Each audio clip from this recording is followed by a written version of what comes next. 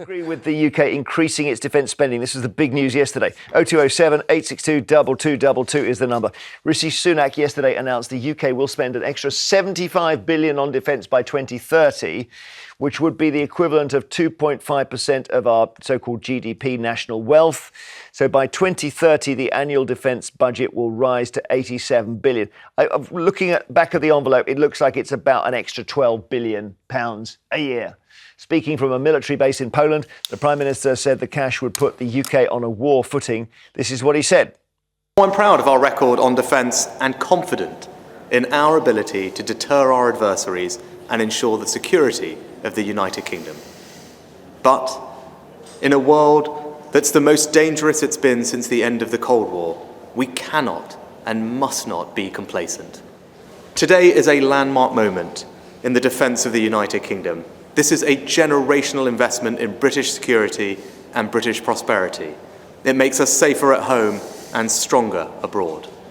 Let's have a look at the size of the British Army. So if you're looking, 75,000 roughly regular full-time personnel in the Army and 4,000 Gurkhas, some others as well, but basically that's 80,000. And I'll show you a picture of Wembley. Wembley Football Stadium seats 90,000.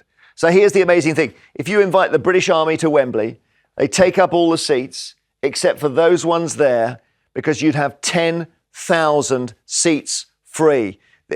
Extraordinary, isn't it? But the British Army would not fill Wembley. So that's something that Rishi Sunak wants to sort out, wants more personnel. There he is on the plane yesterday, flying to Poland. All the reporters gather around. Who's he? The Daily Mail guy. Daily Mail gets the best seat. That's their front page. That's what he wants. Biggest boost for defence in a generation. He wants to fight the election on that. He wants Labour to say, we're not sure. So two questions here. Why and what? Why are we doing it? And what are we spending the money on? So firstly, why are we doing it? We need a map for this. 4 key nations causing bother. Russia, China, and then 2 smaller countries, but no less dangerous, Iran and North Korea. So those 4 countries are seen as the enemy right now, albeit latent. What will it be spent on? 10 billion replenishing stockpiles, 5% of it on drones, high-tech stuff, and a lot going to Ukraine. So there it is. But should we be spending it, Yasmin Brown? No, actually. And answering your first question, let's be wise about this. Yeah, Rishi Sunak is deeply unpopular. The Tories are falling in the polls. This happened to Margaret Thatcher, and then Argentine gifted her the Falklands War. Wars are brilliant for the Tory party, and this man really needs a boost. So that's one of the pieces. So he wanted that Daily Mail headline. He wants to be seen, the war is good for the Tories, actually. But there's also other reasons, that I am so kind of anxious rather than angry about this announcement. The wastage, the Ministry of Defence wastage, the profligacy is legendary, but nobody dares to name it. They're always talking about NHS managers not doing this, that and the other. RUSI, which is a government-funded Royal United Services Institute, has said, and I quote, there appears to be an inability for individuals to show leadership, moral courage and accountability in the MOD. It is time to learn lessons than simply wanting more money. Okay. And the PAC, the Public Accounts Committee, has said that. That's point number 1. Okay. But the point number 2 is this. I didn't know this till I did my research last night, that part of the plan is to increase, I think, our nuclear stockpile by 44%. Why not? Because everybody knows. For the last decade, Britain has been very sensible, kind of trying to shave down that stockpile.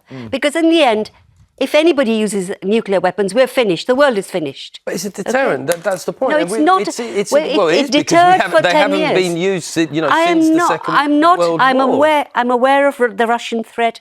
I'm aware of China. I'm completely aware of it. But actually, there's a more intelligent and efficient way of dealing with that. This is entirely political. And he wants to trap Starmer. It devastates me that I sit here as a progressive, next to a woman I look up to, Yasmin, and the first time I interact with you live on television, I disagree with you profoundly. You are on the wrong side of history, Yasmin. Our little Tin Pot man, Rishi Sunak, is only announcing something that Boris Johnson announced in 2022. So let's give the Conservatives no credit. When they came into power in 2010, the defence budget was 2.5%. It is them that has hollowed out the spending on defence, which actually began under Labour. This is actually a corrective. But we have Poland, 4%. We have America, almost double that. We are being outstripped. We have Germany nagging us about increasing our defence spending. If we want to retain our credibility with a real European threat, chowing down on the east of Europe, we need to put our money where our mouth is. We showed the Wembley thing, which is amazing. It's not about manpower. No, I was going to say, that's probably, it's not about doubling the size of the army, right? Because it's not about boots on the ground anymore. What is it, drones? No, actually, 5% on drones. Most of this, the largest chunk, I think, 35%, on munitions, on actually being able to... Yeah, long-range missiles. Yeah, Can I take an issue to the extent with Yasmin and Tessa? I was taking a risk here. But I think that, is it not possible that Rishi Sunak is doing something which may or may not be politically beneficial? I'd say if you ask a lot of people directly, would you want this money spent on defence or schools and hospitals? People might say the latter. But he might be doing the thing that is both politically convenient, but also the right thing. I mean, we're in a different age now. The age of President Xi going for pints in London is a distant memory. We're not caught in Putin anymore. And I think that it could be both right, Tessa, that the Conservatives did strip out the armed forces, but that this administration under Sunak is doing the right thing. Why aren't you why is nobody including you, Tessa? Why aren't you talking about efficiency? This is the department known for profligacy. Nobody disagrees. Why don't we get the Prime Minister to say, I want the Ministry of Defence to shape up? Well, I agree. Everyone agrees with that. There's not... Is it? No, but we're not Tessa, talking we've about got this. The great Tony Benn, bless him, who died about 8 years ago, said he was furious about the military budget. He said, we've got the best defended homeless in the world. Yeah. And that's the argument against it, isn't it? And of course, there are always strong arguments against spending on defence. The two existential crises of our age are climate change and war, and they are two that have been consistently underfunded and ducked by all our administrations. Climate change and war? And war. Climate change and war are the two existential... In 2030, Jeremy, when your girls are thinking about having babies and you're probably dribbling in a corner, I don't know, I don't want to be ageist, but the bottom line is... Away. Yeah, you got long, There'd mate. be a sign of dribble already, wouldn't there?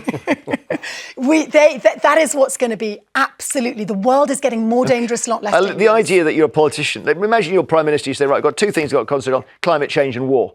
They are a bit, if we have a big war, the planet's over anyway.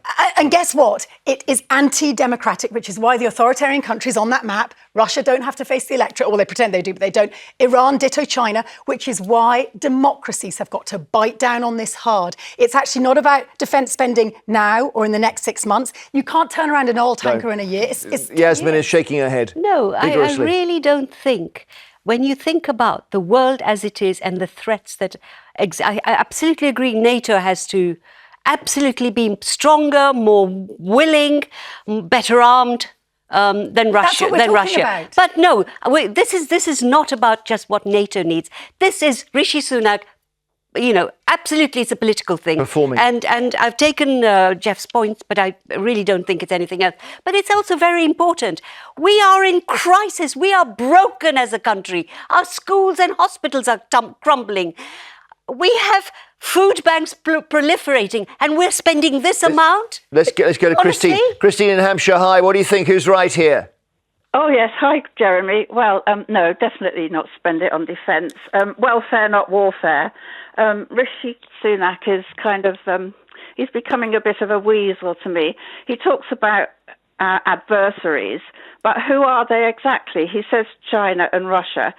And but how can China be an adversary? Well, wouldn't you help Ukraine? Wouldn't you help Ukraine at the moment? No, definitely not. No, Ukraine. We came out of Europe. We don't like Europe. Everybody hated being in Europe, apart from us Remainers. And now he's snivelling his way back in. He's going to Poland, and I mean. And it's all about America, really, because America have upped their defence thingy, helped to Israeli, Ukraine, and now Taiwan. politicians just love war, Jeremy. Well, it's the only way they can have this wonderful smoke screen to hide that's what Yasmin said. all the awful things. All right, doing. Christine, thank you. Yeah, because if Trump gets back in, he's going to be furious about the level of budget. Thank you very much. We'll take some more calls after the break. Yasmin will stay with us. Do we need this extra £75 billion on defence? 0207 862. And on the line we have Kevin in London. Hi. Morning. Hello, Kevin. Yes, good morning. Sorry, don't mean to disturb. What would you like to say? This is history repeating itself. This was Germany marched into Poland. Is it 2 years ago? If 2 years ago somebody said, "Oh, Russia are going to invade a neighbouring country," you would have said warmongers, rubbish. Yeah. So do we need to increase our spending then, Kevin? Absolutely. There's no point in wasting time. Russia has got moves on other countries as well. This is not the end. This is the beginning. Oh, it's miserable. So what do I tell my kids? I got teenage kids. I got to say, look, you're going into a world of war. Yeah. Because we messed it up again. But Kevin's absolutely right. Is that you've got to demonstrate. There was this. I think Putin, in a way, banked on the idea that the West had lost its stomach for the fight, and the way that you demonstrate that stomach is by having a well-equipped armed forces. And some people today have seen quite in the press are talking about how much this is above inflation. I think it needs to be in line, not with inflation, but in line with the threat. Just for a reality check, when you Labour came into power, we spent 3% of our GDP on defence. And during the Cold War, we spent over 4%. And if you want to go back even further to Napoleonic times, we invented taxation for the Navy, and our Navy took about 30 or 33% of our GDP. So just let's keep it real here. Taxation was a temporary measure. Thank you, Kevin. Just have a look at this. We've got some of the. Hang on, guys. We've got some figures here, so we just need to focus on this for 1 second if we can. These are the percentages of GDP that nations spend on defence. There we are, 2.07. So Sunak wants to get it up to 2.5 and maybe further. US 3.5%. Russia 6%. China 1.7. But then they got so many people. They got a lot of money. And then you're looking at other ones that in bold are over 2% here. So Finland, well, they're close to Russia. Sweden again, Estonia, they're all the ones that are, kind of maybe worrying about Russian incursion. Latvia, Lithuania, Hungary, Romania. So Russia's managed to up the defence spending in all those countries. Here we've got Germany 1.5, Luxembourg 0.7. Who's the lowest one that I can see? Well, what have you got who's really, really low? Iceland. Check it. Iceland. Hang on, Iceland. Oh, brilliant. Isn't that amazing? Well done, Tessa. 0.01%. They basically got one water pistol there. That's all they're doing. And that's the Daily Mail graphic there as well. So I'm going to question some of those stats. Oh, are you? Okay. I wish I could say that it's correct, but Romania is actually under 2%. So the Daily Mail needs to work a little harder on their stats. But what did I say it was? 2.44. I wish it was. Poland's up there. I thought it was 4%, and they've got them less than 4%. But the bottom line is, if we want to lead on this, and I think we do, it's our heritage. It might be uncomfortable for you, Yasmin, but this is something Britain does well historically. You may find a little bit of waste around the edges, but we need to put our money where our mouth is. Freedom is not free. Hey, Tessa, have you forgotten our military adventures in Iraq, in Libya? How is that showing us to be brilliant world leaders? How? It just shows there's an addiction to war and defence spending in the She makes a brilliant point. Pause there. Steve in Warwickshire, hi. Hi, Jeremy. Hi, panel. I phoned in the other day and I spoke about us getting involved in other conflicts in the world and us trying to police the world. I think we're doing it again. We're getting involved in conflicts that we have no business getting involved in. Well, we used to have a Ministry of War and we now call it the Ministry of Defence. And so Sunak will, and politicians generally will say this is defence spending to defend ourselves, not to go out on adventures. We like Yasmin said, we need food banks in this country. We've got people starving and we're spending billions on defence, on killing people. So what you would do, you'd have one nuclear weapon and the SAS. That's all you need. Yeah. I mean, it's tempting, isn't it? But, we have been involved historically. When you say about getting involved in other countries' affairs, does anybody seriously think that, say there was an agreed settlement in Ukraine where Putin gets the bit of Ukraine that he wants, that he won't in a couple of years try and get the rest of Ukraine and then keep going westwards across Europe? This is the time. Steve might say, it still doesn't affect us. It does affect us because it'll get ever closer to Western Europe. So this is too late, but it has to Geoff, happen. If Russia is this big an enemy, why is this country hosting and loving all the oligarchs, some of whom are spies for Russia? There have been a lot of sanctions. There have been a lot of sanctions over the last few years. Why are they not being expelled? There's been a lot of assets frozen. Yasmin makes a brilliant point. Yasmin, sorry, thank you. It happens every time, don't worry. And I'm a fan. But anyway, that's beside the point. I want to stress that where you talk about the credibility, the moral high ground, we did lose that. We left Afghanistan in a disgraceful fashion. So you agree with her? No. Because we use our weapons in the wrong way, so let's not buy more weapons. But at the moment, because of the threat in Russia, a credible European threat, a war that's ongoing, this gives us no choice. I agree. In Israel, I think we're being very weak. The problem is a democracy, you need to take your people with you. Can I take a call? Take people like Can I Yasmin. take a call? You may. Brian in Newport, hello. Oh. Sorry, Brian, we're a bit slow getting your volume up. Carry on. Right. I think we should have more spent on it because we should have up-to-date and modern technology. And as far as Yasmin going on about the Conservatives and everything else, you're listening to her, and on your last show, she said, you can't blame everything on Hamas. Okay, so I'm going to pause it. I can't hear. I just can't. Is the phone? Where is the phone, Brian? Next to my ear. Right, turn it round and put it next to your mouth. Right, I am. Can Brilliant. you hear me now? Bingo. Yeah, you've got it the wrong way up. So what you were saying, Yasmin said was wrong? Right, Yasmin's banging on about the Conservatives. Yeah, on your show last time, when she was on your show last time, she said you can't blame Hamas for everything. So who does the thing lie with? Is it, us?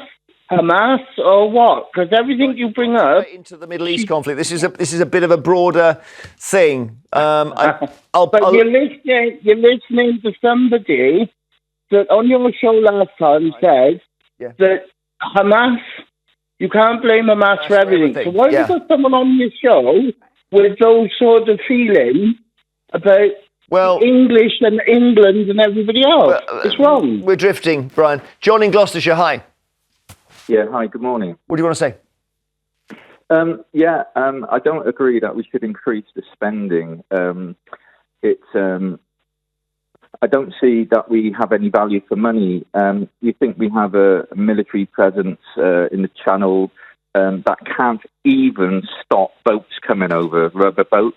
Well, soldiers are famously bad at dealing with civilians. I mean, if you're a soldier, you're there to fight, and I think it's always difficult to put soldiers into non-conflict situations. Yeah, no, but we can't. Jeremy, we can't even defend our own borders. Why are we spending billions to send over to Ukraine, to send over to Israel, to send over to all these proxy war states where we can't even defend our own state? Well, this raises a good point. Yasmin, what do you think of that?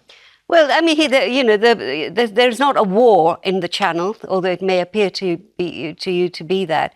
But I do think we need a real national debate about, is this the right thing to do for us? What do we need? What are our needs? And of course we have to support Ukraine.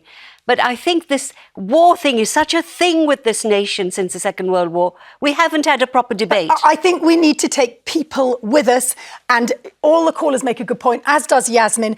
There have been huge, grotesque geopolitical errors made, and I think including at the moment on Israel, if you want people to get behind the military, they have to believe it's the right fight, and I believe Ukraine is. I agree with this woman. Yeah. Right. All right. But we're having a debate now. That's kind of what we're doing. Thanks, John. Thank you for all your calls on this. Thank you, Yasmin, for popping in.